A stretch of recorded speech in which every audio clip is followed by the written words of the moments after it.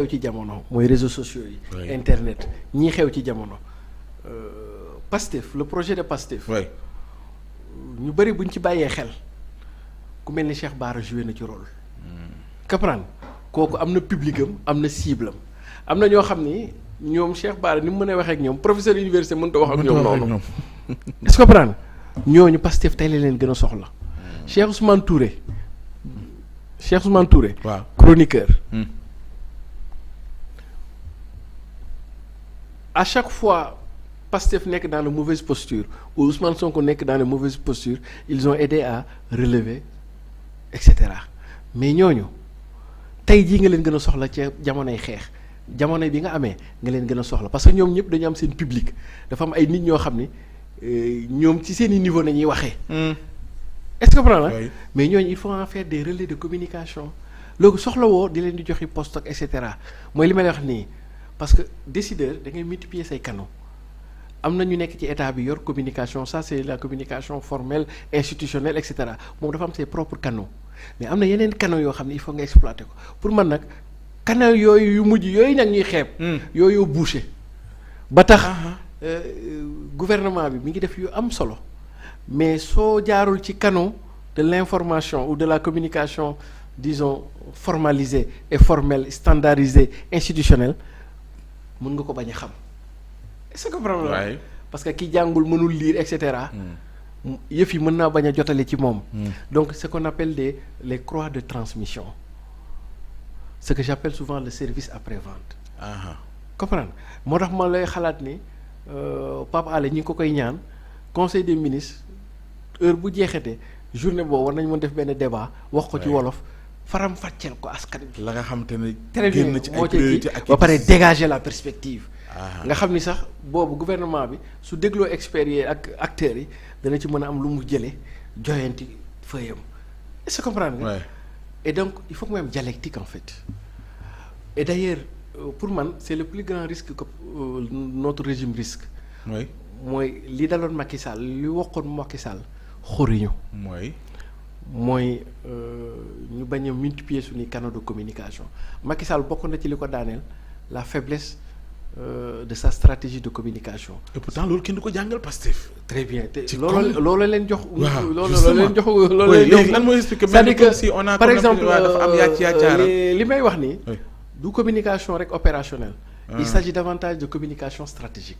ça on est dans les stratégies de communication après nag ci communication opérationnelle ci la les éléments de langage di ñëw. pour man techniquement. du point de vue pratique bari nañ y a les saawol d'ailleurs les chroniqueurs en fait les youtubeurs. disons-le comme ça ñi nekk TikTok affaire yooyu les plus en vue du projet ñoom Saa Wolof ñoom Taïf. waaw xam nga ñoo dañu am public. dañ leen di suivre xaw ma ceeb la tudd et cetera ñoom Diouf Lambaye xam nga ñooñu dañu am public. ñooñu ministre bu ne ak directeur général bu ne de temps en temps tous les 15 jours ou tous les mois. war nga leen a dalal expliquer leen ñoom ñu am niveau de compréhension. bi ngay def yow. comprendre nga pour que ñoom bu ñu amee la vraie information et la bonne information dans leur style propre à eux. et dans leur langage propre à eux et dans leur pédagogie propre à eux ñu nekk des relais de l'information ci la masse pour diffuser ko donc ça veut dire que à commencer par Ousmane Sonko premier ministre wàcc ci ministre yi jóge ci DG yi de manière épisodique fu ñu ci toll. de temps en temps war nañu di naanandoo café Touba ak gars yi ma la wax nii ñu toogandoo naan ñu leen voilà je donne un exemple.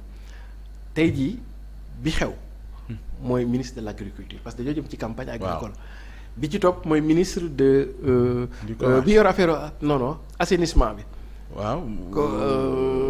kat moo ko yor Cheikh Tidiane Dièye non assainissement ONAS nga waaw ONAS assainissement waaw yëm ci affaire collectivité territoriale non docteur Cheikh Dieng waaw Cheikh Dieng mooy ONAS mooy DG ONAS très bien DG ONAS Serigne Gueye Ndiaye nekk commerce Serigne Gueye Diop waaw Serigne Gueye Diop nekk commerce xam nga actuellement ni seen ministère ñoom ñoo gën a nekk en vue est-ce que comprendre nga parce que agriculture dañuy jëm ci campagne agricole ubbeeku na ba pare ñi ngi ci nawet bi docteur Cheikh Dieng léegi nawet bi ñëw ba léegi ñu ngi wax ci baisse des prix de denrées. waay kon donc ñoom war nañ di de temps à autre di dajeek ñii ma lay wax nii di naanandoo ak ñoom ataaya pour expliquer leen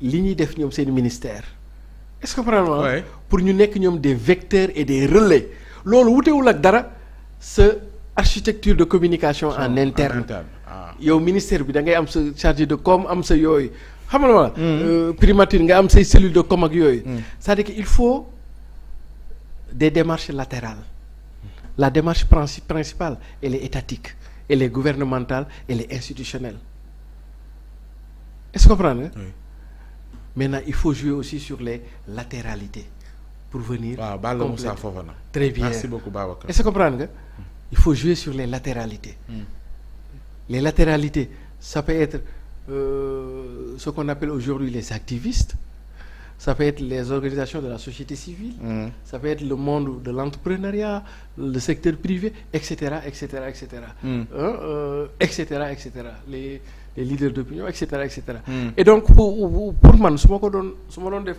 le diagnostic stratégique du gouvernement bi du point de vue de la communication je fais le diagnostic stratégique du moom stratégie de communication c'est-à-dire que sa communication stratégique dama naan foofu la ñu xaw a sooxee ñi ngi def affaire yu am solo mais malheureusement en termes de communication génnul comme ñoom jëf yi ñuy jëf solos bi mu am souvent beneen actualité bu gën a kii dana ñëw noyé ko mooy comme li xew jamono voilà très bien ci ay détails ak yu kenn xamul ak yooyu xam nga Sénégal nag c'est un pays de faits divers xam nga donc il faut être très courageux très stratège pour mën a maintenir le niveau du débat public sur des questions d'enjeu.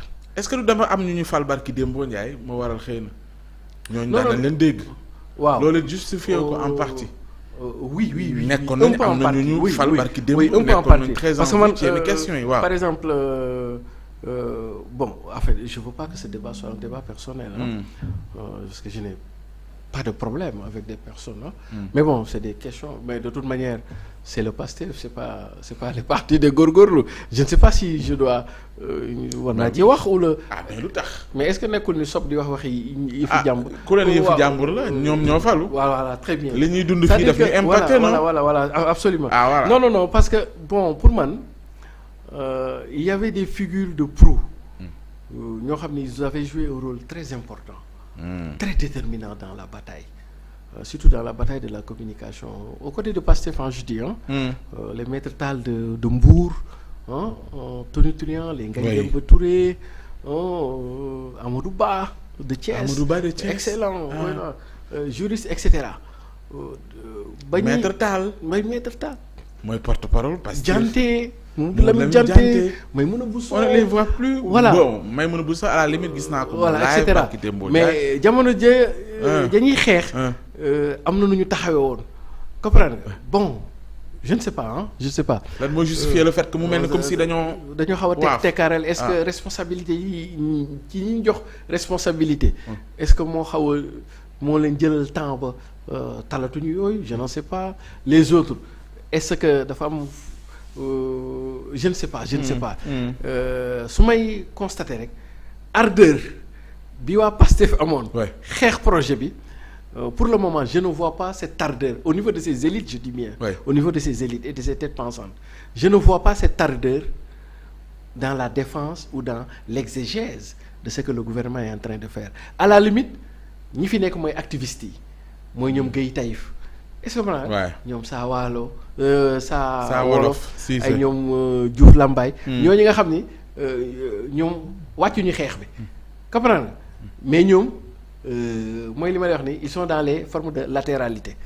est-ce que comprendre nga dafa ci ñoom sax ngay gën a dégg la défense des actes ou des actions politiques yu gouvernement bi di jël ce ne sont plus les élites ou les intellectuels de Pastef qui portent le combat dans l'espace public mais ce sont ces deuxième cercle ni ñu tuddee les activistes. Ouais. ñoom ñooy def ay affaires di jéem a expliquer wàññi di jéem a yéeg au front di tontu ñi et cetera et cetera bon est-ce que c'est une stratégie propre à Pastef. nañ ma baal nag waa Pastef ndax xam nga comme samay maa ngi ñoo ma far.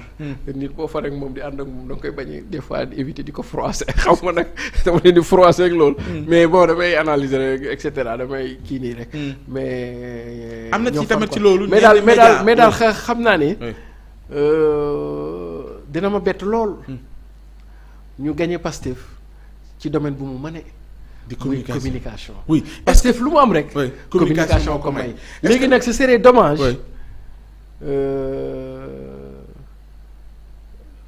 li la may lii. nga sàggan.